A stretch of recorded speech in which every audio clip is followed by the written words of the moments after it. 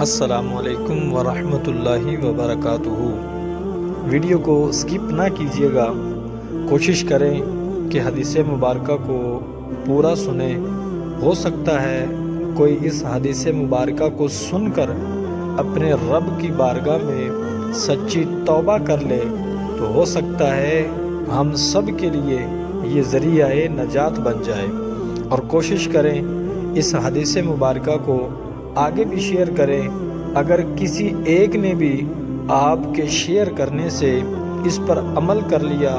اپنے رب کی بارگاہ میں سچی توبہ کر لی، تو اس کے ساتھ ساتھ ہم سب کا بھی بیڑا پار ہو جائے گا۔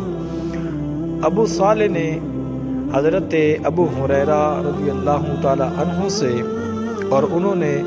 رسول اللہ صلی اللہ علیہ وآلہ وسلم سے روایت کی کہ آپ صلی اللہ علیہ وآلہ وسلم نے فرمایا، اللہ عز و جل نے فرمایا، میرے بارے میں میرے بندے کا جو گمان ہو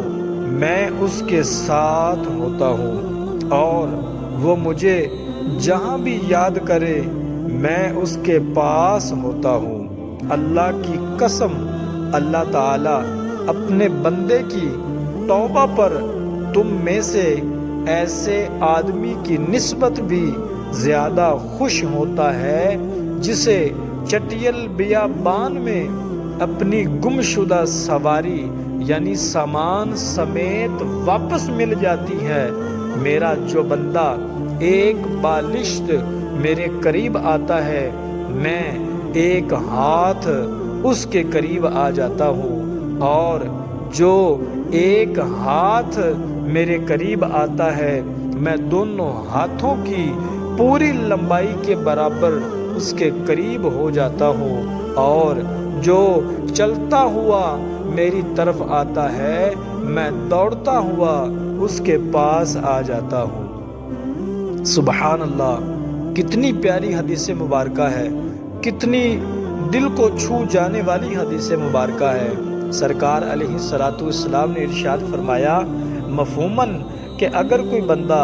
چٹیل بیابان کے اندر ہو جہاں اس بندے کے علاوہ اور اس کی سواری، جس سواری کے اوپر اس کا سامان رکھا ہوا ہو، اس کے کپڑے موجود ہوں، اس کا کھانے پینے کا سامان موجود ہو، اور وہ تنہا چٹیل بیابان علاقے کے اندر وہ سواری اس سے کھو جائے، وہ سواری اس سے بچھڑ جائے، وہ بے یار و مددگار وہاں پھر رہا ہو، تو پھر جب ایک دم سے اس کو جب اپنی سواری سمیت سامان جب اس کو واپس مل جائے تو جتنا وہ بندہ خوش ہوگا، حضور نے ارشاد فرمایا کہ میرا اللہ اس بندے کی توبہ سے اس چٹیل بیابان سامان کی گمشدگی والے بندے سے بھی زیادہ اللہ پاک خوش ہوتا ہے۔ سبحان اللہ، اللہ پاک نے تو یہاں تک ارشاد فرمایا کہ میرا بندہ اگر ایک بالشت میری طرف آتا ہے تو میں اپنے بندے کے پاس ایک ہاتھ کے برابر پہنچ جاتا ہوں۔ اگر میرا بندہ ایک ہاتھ کے برابر جب میرے پاس آتا ہے تو میں اپنے دونوں ہاتھوں کی لمبائی کے برابر اپنے بندے کے پاس پہنچ جاتا ہوں۔ میرا بندہ میری طرف چل کے آتا ہے اور میں رب اپنے بندے کی طرف دوڑ کر جاتا ہوں۔ سبحان اللہ، اپنے رب کی بارگاہ کے اندر توبہ کر کے تو دیکھو، اپنے رب کی بارگاہ کے اندر اپنے گناہوں کا اقبال جرم کر کے تو دیکھو، میرا رب ضرور فضل فرمائے گا۔ ایک اور حدیث مبارکہ کا مفہوم ہے، سرکار علیہ الصلوۃ والسلام نے ارشاد فرمایا التائب من الذنب کما ذنب له، او کما قال علیہ الصلوۃ والسلام۔ میرے اور آپ سب کے آقا صلی اللہ علیہ وآلہ وسلم نے ارشاد فرمایا جب میرا بندہ گناہ کے بعد توبہ کر لیتا ہے تو توبہ کرنے کے بعد میرا بندہ، میرا امتی ایسے ہی ہے جیسے اس نے گناہ کیا ہی کوئی نہیں۔ سبحان اللہ، گناہ ہو جانا کوئی بڑی بات نہیں ہے، انسان ہے، انسان گناہوں کا یہ پتلا ہے، اس سے گناہ ہو جاتا ہے، یہ گناہ کرتا نہیں ہے، شیطان کروا دیتا ہے۔ اگر جانے انجانے کے اندر اگر گناہ ہو جائے تو اپنے گناہ کے اوپر ہمیشگی اختیار نہ کرو، بلکہ گناہ ہو جانے کے بعد باوضو ہو کر اپنے رب کی بارگاہ کے اندر آ کے 2 رکعت نماز نفل ادا کرو اور اپنے رب کی بارگاہ کے اندر معافی مانگو کہ یا اللہ پاک، میں شیطان کے بہکاوے میں آ کر میں گناہ کر بیٹھا، یا اللہ پاک